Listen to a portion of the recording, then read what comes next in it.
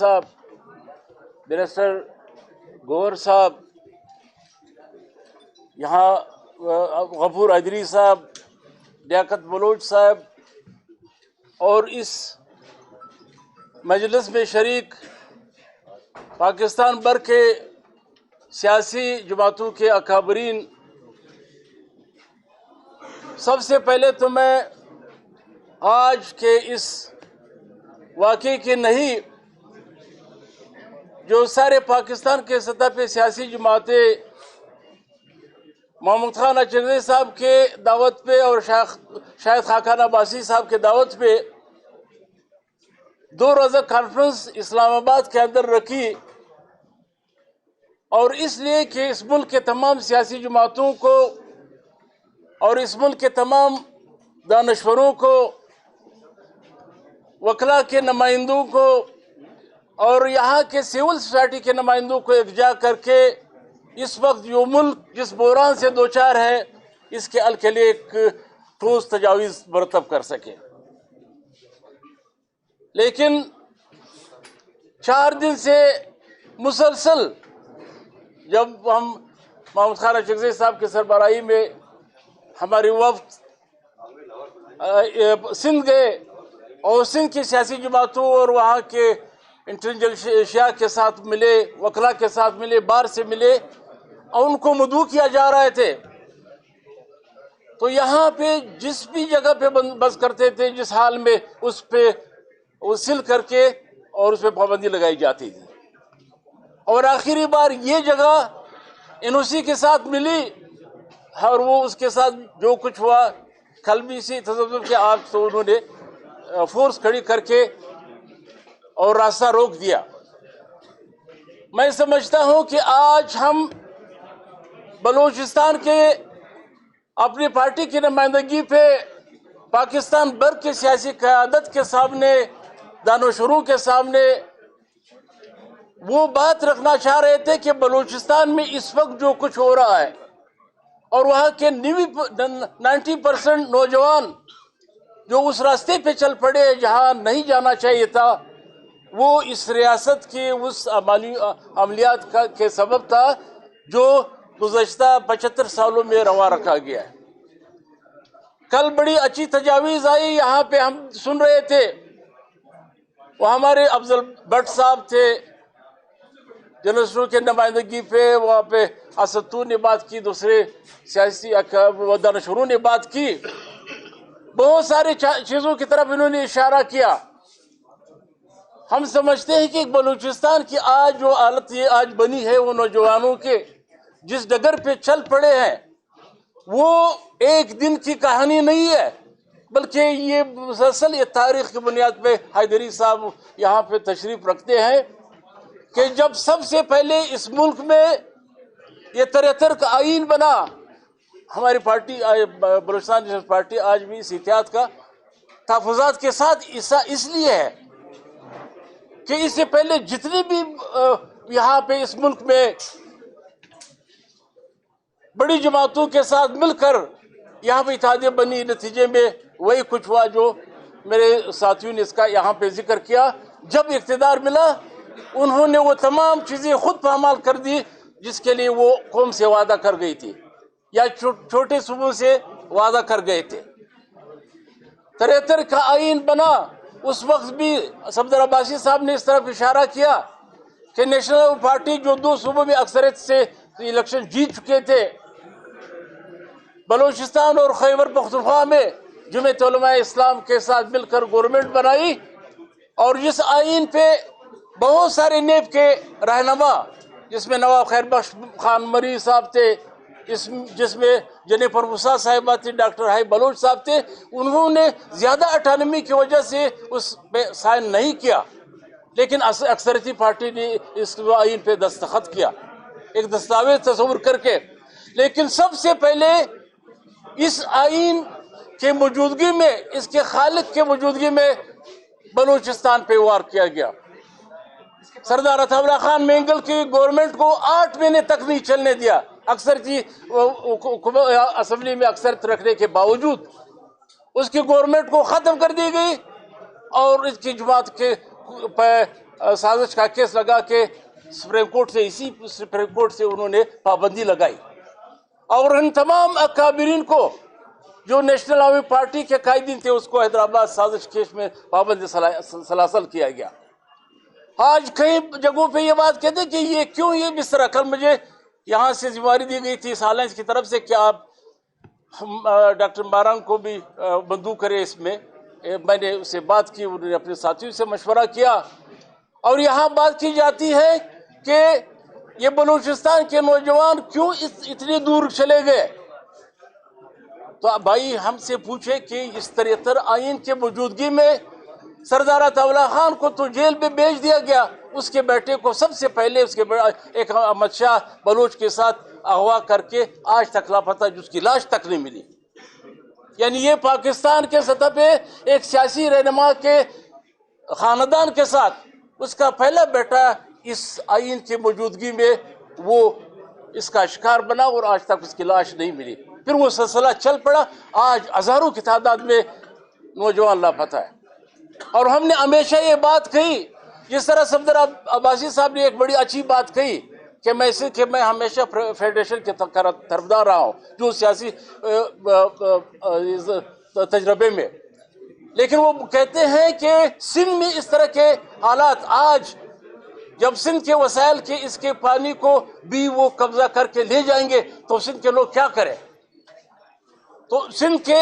यानी खुदकशी या मरने से, भूख से मरने से, तो वो कहते हैं इस तरह के वह आवाजें उठनी शुरू हो गई।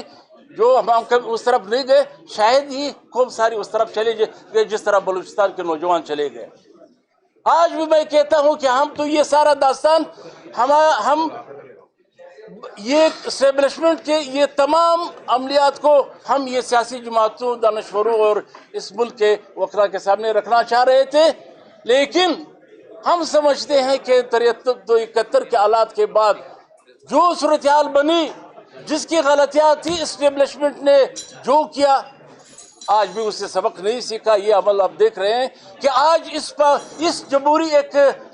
मजलिस पे, जहाँ पे वो सियासी अकबरीन ने, यहाँ मुल्क के दानशूरों ने बैठ के यहाँ पे एक लायमल तय करना था कि इस मुल्क को इस बोरा से किस तरह निकाला जाए, उसको भी इस तरह पाबंदी लगा के आपने किसको एक मैसेज दिया। वो कहते वो हमें आज थाना देते, वो कहते सरदार अख्तर मेंगल ने क्यों पार्लियामेंट से इस्तीफा दिया। वो सरदार अख्तर मेंगल इस वक्त दो मौजू पे लड़ रहे हैं। एक बात वो ये है कि इस मुल्क के सियासी जमातों को ये बराबर कराने जा रहे थे कि खुदारा ये मुल्क ये रूल अफला के बगैर नहीं चल सकता। ये मुल्क वो तारीखी पस मंजर नहीं रखते जो हजारों साल पे मुहित है। ये नया मुल्क है, नौज़ायदा मुल्क है। इस मुल्क का वाहिद तरीका चलाने का आइन और रूल अफला है, जहाँ तमाम फेडरेटिंग यूनिट्स को अपने वसाइल पे इख्तियार होगा तो फिर ये मुल्क चलेगा, वरना ये मुल्क नहीं चल सकता। आज वो इस स्टेज पे वही सरदार अख्तर मेंगल जो यहाँ पे इस असेंबली में उसको बोलने की इजाजत ना हो, तो वो कहते हैं मैं तो उस 90% नौजवानों को किस तरह मुतमईन कर सकता हूँ। वो कहते हैं आपने अपने भाई को जो लापता है उसकी लाश अब तक इस आइन की रूह से आपने उसका की निशानदेही हुई आपके सामने। बलूचिस्तान के वसाइल 50 से, यानी ये बात अगर करे 50 से बलूचिस्तान से गैस निकली, सुई से जहां से गैस निकली वहां पे आज भी ये गैस आखिरी इख्तिताम पे है, उसका डिपॉजिट खत्म हो रही है, लेकिन आज भी सुई में डरमुक्टी में हाजिरी साहब बैठे हुए वहां के खवातीन लकड़ियां इकट्ठी करके खाना पकाती है। बलूचिस्तान के संदक चला गया, उसमें हम नुकसान में जितनी भी हमने सिक्योरिटी के बद में खर्च किया उतना हमें हिस्सा नहीं मिला है आज तक, सोने के कार में। और आज रिकॉर्ड के साथ जो कुछ हुआ, और साथ भी आपके ये तमाम सियासी जमातों की जहां मरकजी हुकूमत रही है कि इसके मौजूदगी में सीफे कहते हैं गेम चेंजिंग है सारे रीजन में, सारे खिते में, लेकिन आज तक एक भी किलोमीटर की बुनियाद पे वहाँ पे आपका इसी सीफे की वजह से सारे पाकिस्तान में हाईवेज बने, मोटरवेज बने। बलूचिस्तान में 1 किलोमीटर भी नहीं दिखा सकते, बल्कि इस मुल्क के वो सियासतदान जो एक ज़माने में अपने को फख्र महसूस करते हैं कि मैं एस्टेब्लिशमेंट का मुखालिफ हूँ, ہمارے سیاسی قائدین یہاں تشریف فرمایا ہے کہ ان تمام سوائے ہماری پارٹی کے احبار جماعت کے، پتہ نہیں لیاقت بلوچ صاحب تھے یا نہیں، حیدری صاحب کی پارٹی تھی، جناب محمد خان صاحب تھے، تمام سیاسی پارٹی کے اکابرین کے سامنے میاں نواز شریف نے ژوب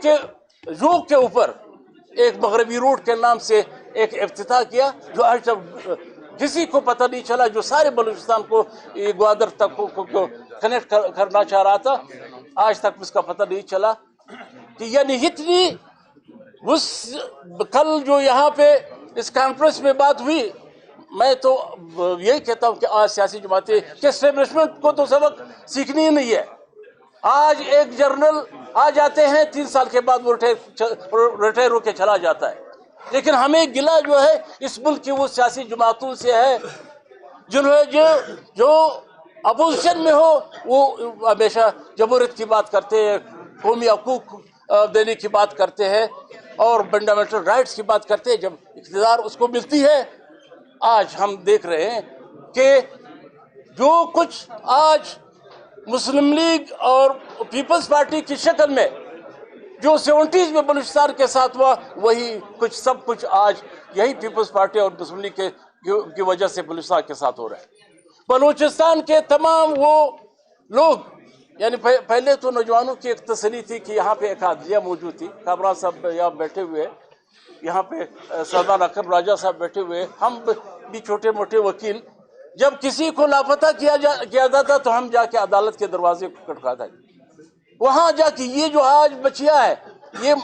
مارنگ اور یہ سمیع الدین، ان دونوں کے والد جو ہے وہ یہ اٹھائے گئے، ایک ہی تلاش مل گئی مارنگ کے، جو میں اس کا وکیل تھا، جب چودھری افتخار صاحب وہاں پہ چیف جسٹس آف پاکستان تھے، ہم پیش ہوتے تھے، یہ بچیاں تھی وہاں پیش ہونے کے لیے آتی تھی۔ یہ سمیع الدین کا ڈاکٹر دین محمد صاحب، آج تک اس کا لاش تک نہیں ملا۔ تو وہ کہتا ہے یہ تمام پریکٹس کے باوجود ہمیں جو کچھ ملا،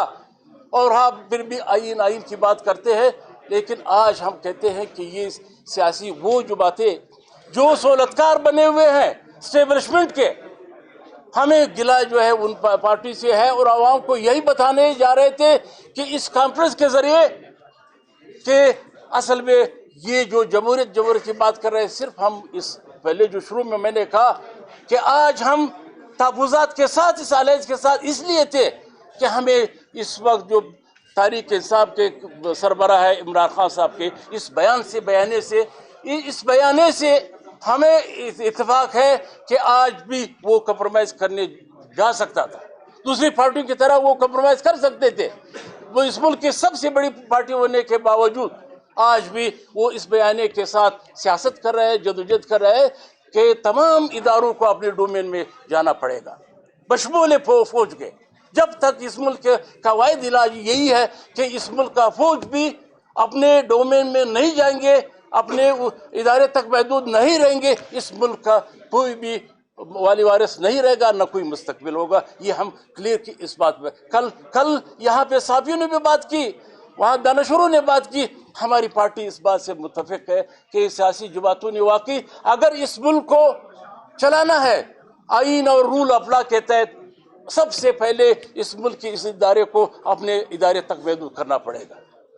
ان باتوں کے ساتھ ہمارے بہت سارے اکابرین یہاں تشریف فرما ہے، بات کریں گے۔ میں اپنی پارٹی کی طرف سے گورنمنٹ وقت کا